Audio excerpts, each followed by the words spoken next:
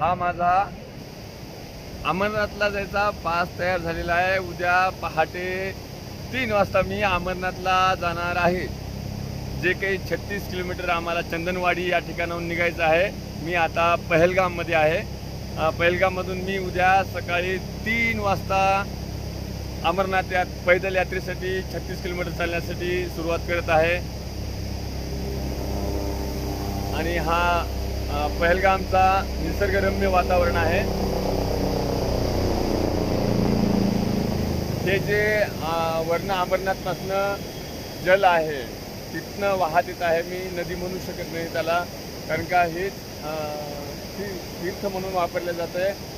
आणि ह्याचंच नाव समोर रावेरी कोणी काय म्हणजे त्यांच्या भाषेमध्ये असं म्हणते तर आपण रावेरी, झेलम रावेरी असं नाव दिलं जातं आहे। तरी धन्यवाद।